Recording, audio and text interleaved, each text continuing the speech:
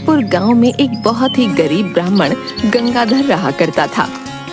वो गांव में भिक्षा मांगकर अपना गुजर बसर किया करता था।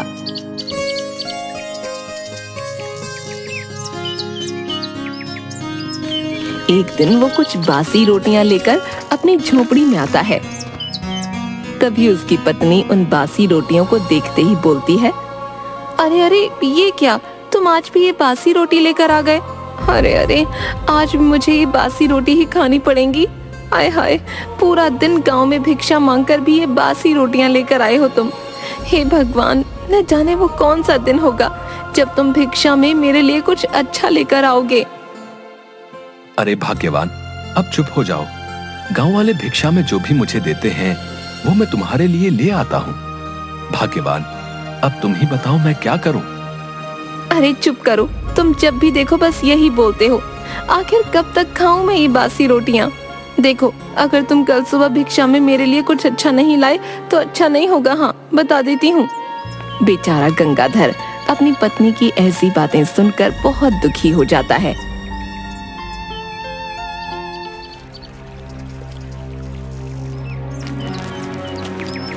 अगली सुबह गंगाधर फिर से गांव में किसी के द्वार पर भिक्षा मांगने जाता है।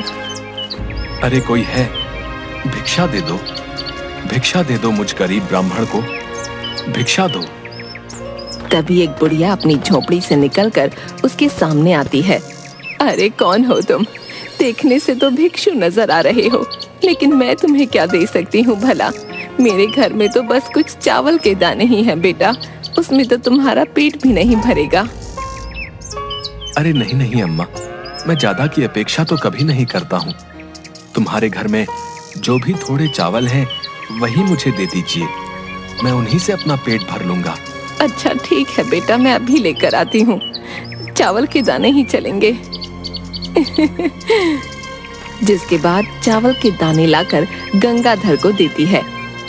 बहुत बहुत धन्यवाद अम्मा। अच्छा, अब मैं चलता हूँ। मेरी पत्नी मेरी राह देख रही होगी। आज तो मैं अपनी पत्नी को ये चावल ले जाकर दूंगा। बेचारी बासी रोटी खा खा कर ऊब गई है, आज तो खुश हो जाएगी। गंगाधर इसके बाद अपनी झोपड़ी में जाता है। अरे आ गए तुम, इतनी देर कर दी आज तुमने आने में। मैं कब से तुम्हारी राह देख रही थी। आज भिक्षा में क्या लाए हो?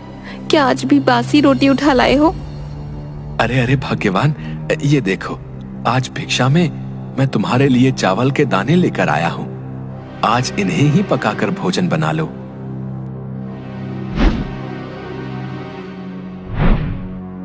अरे सिर्फ ये थोड़े से चावल के दाने? अरे इतने में क्या होगा?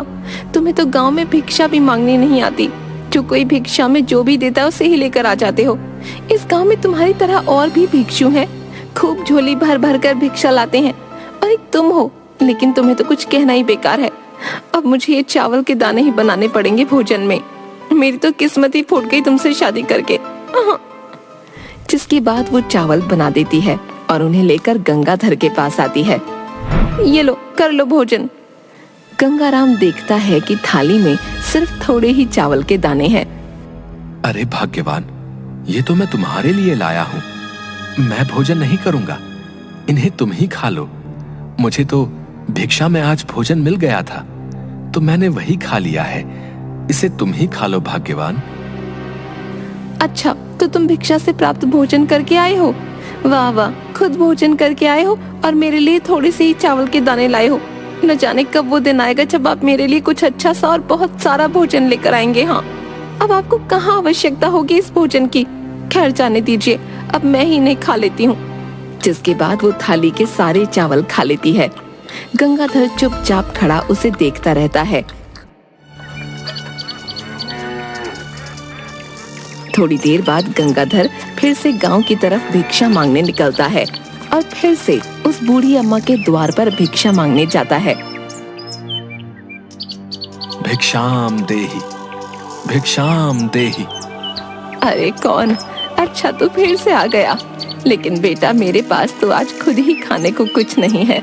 मैं तो खुद भूख से मरी जा रही हूँ। मैं तुझे कहाँ से दूंगी बेटा? अरे ये तुम क्या बोल रही हो अम्मा? क्या आपने कुछ भी नहीं खाया है? गंगाधर अपने झोले में देखता है तो उसमें बासी रोटी पड़ी होती हैं। गंगाधर वो बासी रोटियां उस बुढ़िया को दे देता है। अरे अम्मा, मेरे पास तुम्हें देने के लिए और तो कुछ नहीं है सिवाय इस बासी रोटी के। तुम इसे ही खाकर अपनी भूख मिटा लो। अरे हाँ, क्यों नहीं बेटा, मुझे तो बहुत जोरों की भूख लगी है। हाँ ला दे, यही बासी रोटियां मुझे दे दे। जिसके बाद गंगाधर अम्मा को बासी रोटी दे देता है। बूढ़ी अम्मा बड़े चाव से बासी रोटियां खा लेती है। अरे वाह वाह बेटा, तेरी बासी रोटी खाकर तो मेरी आत्मा को शांति मिल गई। वाकई तू एक नेक दिल इंसान है। आज तूने अपनी बासी रोटी से ही सही लेकिन मेरी भूख मिटा दी बेटा। मैं तुझे कुछ देना चाहती हूँ, तू रुक, मैं अभी आई। इसके बाद बूढ़ी अम्मा एक छोटा सा संदूक अपने साथ लेकर आती है और उसमें से एक चमकता हुआ मोर पंख गंगाधर को देती हैं। ये ले बेटा, ये जादुई मोर पंख है, मैं तुझे देना चाहती हूँ। ये कोई साधारण मोर पंख नहीं है बेटा। तो कोई भी एक इच्छा इस मोर पंख से बोलेगा तो वो अवश्य पूरी होगी बेटा। अब मैं तो बहुत बूढ़ी हो चुकी हूँ, अब भला मेरी तो कोई इच्छा ही नहीं रही, लेकिन मैं ये तुम्हें देना चाहती हूँ बेटा। इस जादुई पंख से तुम अपनी एक इच्छा पूरी कर सकते हो बेटा। गंगाधर ये सुनकर बहुत खुश हो जाता है। क्या सच में अम्मा, तुम सच बोल रही हो? अगर ऐसा है तो मैं ये जादुई पंख अपनी पत्नी को दूंगा। आज तक मैं अपनी पत्नी को कुछ भी नहीं दे पाया हूँ। इस जादुई पंख को पाकर वो बहुत खुश हो जाएगी। हाँ, अच्छा अम्मा, अब मैं चलता हूँ। अच्छा ठीक है बेटा, जैसी तेरी मर्जी। जिसके बाद गंगाधर वो जादुई पंख लिए जंगल के रास्ते से अपने घर जा ही रहा होता है कि तभी वो देखता है कि जंगल में एक जगह एक आदमी बहुत बुरी हालत में बैठा रो रहा होता है। उसके रोने की आवाज सुनकर गंगाधर उसके पास जाता है। अरे भाई, कौन हो तुम और रो क्यों रहे हो? आखिर क्या बात है? क्या कोई परेशानी है? बताओ मुझे, तुम रो क्यों रहे हो? मैं घोर परेशानी में हूँ, मैं मरने वाला हूँ। मुझे नहीं लगता कि अब मैं जिंदा बच सकूंगा भाई। उसकी ये बात सुनकर गंगाधर हैरान हो जाता है। ये तुम क्या कह रहे हो? कौन हो तुम और आखिर तुम क्यों मरने वाले हो? बताओ मुझे, क्या हुआ है तुम्हारे साथ? मैं पड़ोसी राज्य का मंत्री सेवक राम हूँ। कल सुबह मेरे जीवन की आखिरी सुबह होगी। मुझे मृत्यु दंड की सजा सुनाई गई है। मेरा जीवन समाप्त होने को है। अगर मैंने जल्द से जल्द राजा की इच्छा पूरी नहीं की तो वो मुझे मृत्यु दंड दे देंगे। मृत्यु दंड? लेकिन क्यों? क्या इच्छा है राजा की? बताएं मुझे। राजा की पत्नी और हमारी महारानी को एक बीमारी हो गई है। महारानी राजा की प्रिय रानी है और पूरे राज्य में सबसे सुंदर स्त्री भी। लेकिन कुछ दिनों से उन्हें एक ऐसी बीमारी ने घेर लिया है जिसकी वजह से उनके पूरे शरीर पर बहुत ही भद्दे और खराब दिखने वाले निशान हो गए हैं, जिसकी वजह से अब वो बहुत क्रूर नजर आती हैं। दरबार में कई वैद्यों को बुलाया गया लेकिन किसी के भी पास रानी की इस बीमारी का इलाज नहीं मिला, जिसकी वजह से राजा ने मुझे आदेश दिया है कि अगर जल्द से जल्द मैंने उस वैद्य को नहीं ढूंढा जिसके पास रानी की इस बीमारी का इलाज हो तो वो मुझे मृत्यु दंड दे देंगे। अरे अरे, आप चुप हो जाइए। आपकी समस्या का इलाज है मेरे पास। तुम मुझे अपने राजा के महल ले चलो। क्या तुम सच बोल रहे हो? तो चलो मेरे साथ, मैं तुम्हें राजा के महल लेकर चलता हूँ। लेकिन तुम्हें वैद्य के भेष में ही राजा के पास चलना होगा। अगर राजा को पता चला कि तुम कोई वैद्य नहीं बल्कि एक साधारण भिक्षु हो तो राजा को बिल्कुल भी उचित नहीं लगेगा। इसके बाद गंगाधर एक भिक्षु से वैद्य के वस्त्र धारण कर लेता है और मंत्री सेवक राम के साथ राजा के महल पहुंचता है, जहां राजा का दरबार लगा होता है। महाराज की जय हो। महाराज, मैं महारानी के उपचार के लिए वैद्य जी को ले आया हूँ। महाराज ये देखिए।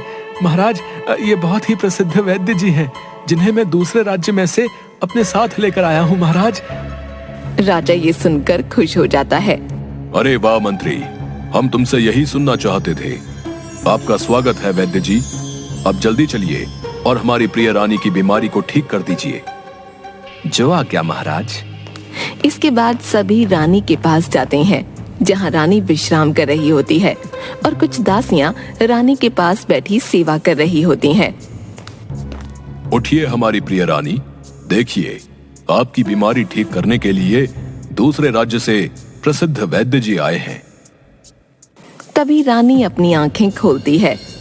रानी के पूरे चेहरे और हाथ पर बहुत ही अजीब और खराब दिखने वाले भद्दे निशान होते हैं, जिसकी वजह से रानी बहुत डरावनी दिख रही होती है। नहीं नहीं महाराज, मैं किसी को अपना चेहरा नहीं दिखाऊंगी। देखिए तो कितनी कुरूप दिख रही हूँ मैं। नहीं नहीं नहीं, मैं नहीं दिखाऊंगी अपना चेहरा। रानी, तुम मेरी प्रिय रानी हो, ये तुम क्या बोल रही हो? देखो वैद्य जी आए हैं, ये अवश्य ही तुम्हारी बीमारी को ठीक कर देंगे। गंगाधर रानी के शरीर के सारे अजीब और भद्दे निशान देखता है और थोड़ा हैरान हो जाता है। इसके बाद गंगाधर बूढ़ी अम्मा का दिया हुआ जादुई पंख अपने हाथ में लेता है और उसे याद आता है कि अम्मा ने कहा था इस जादुई पंख से कोई एक इच्छा पूरी की जा सकती है। हे जादुई पंख, मेरी इच्छा है कि तुम रानी की ये भद्दे निशान दिखने वाली बीमारी ठीक कर दो। अगर रानी की बीमारी ठीक नहीं हुई तो बेचारे मंत्री सेवक राम को मृत्यु दंड दे दिया जाएगा। तभी गंगाधर जैसे ही जादुई पंख को रानी के मुख पर रखता है, अचानक देखते ही देखते काफी तेज रोशनी होती है और रानी के सारे भद्दे और खराब दिखने वाले निशान गायब हो जाते हैं। ये देखकर सभी बहुत खुश हो जाते हैं। महाराज देखिए देखिए ना, मैं एकदम ठीक हो गई हूँ। देखिए मेरा रूप पहले की तरह चमक रहा है। देखिए ना महाराज, हाँ, हाय हाय, वाह वाह, मैं फिर से सुंदर हो गई हूँ। मैं सुंदर हो गई हूँ। हाँ हमारी प्रिय रानी, हम देख सकते हैं तुम्हारा रूप पहले की ही तरह चमक रहा है। वाकई ये हमारे लिए बहुत खुशी की बात है। वाह हमारे प्रिय मंत्री, हम तुमसे बहुत प्रसन्न हुए। अब तुम्हें मृत्यु दंड नहीं दिया जाएगा। वैद्य, तुम्हारा बहुत बहुत धन्यवाद जो तुमने हमारी प्रिय रानी की बीमारी को ठीक कर दिया। हम आपको भेंट स्वरूप 100 सोने की मोहरें देते हैं। इतना सुनते ही गंगाधर खुश हो जाता है। आपका धन्यवाद महाराज, लेकिन आप एक सच नहीं जानते हैं। मैं कोई वैद्य नहीं हूँ, बल्कि एक साधारण भिक्षु हूँ जो आपके ही राज्य से दूर एक छोटे से गांव में भिक्षा मांगा करता है। आपके मंत्री ने मुझे रानी की दशा के बारे में बताया, तो मैं मंत्री को मृत्यु दंड से बचाने यहाँ आपके महल में आ गया। राजा उसकी बात सुनकर थोड़ा हैरान हो जाता है। जी महाराज, मैंने आपसे ये झूठ बोला। ये कोई वैद्य नहीं बल्कि एक साधारण भिक्षु है।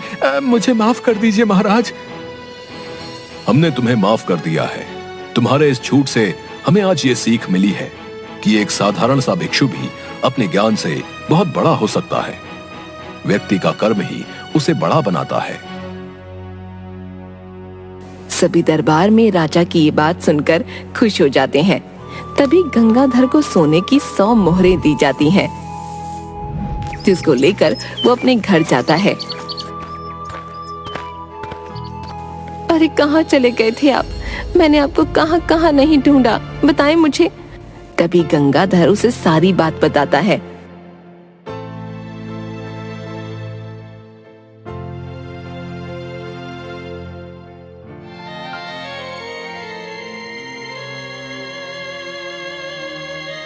अरे क्या आप सच बोल रहे हैं? मुझे माफ कर दीजिए जी, मैंने आपको कितना कुछ भला बुरा कहा और आपने पलटकर मुझे कभी एक शब्द नहीं कहा। आप सच में बहुत नेक दिल और ज्ञानी इंसान हैं। मुझे माफ कर दीजिए। मैंने तुम्हें माफ कर दिया है भाग्यवान।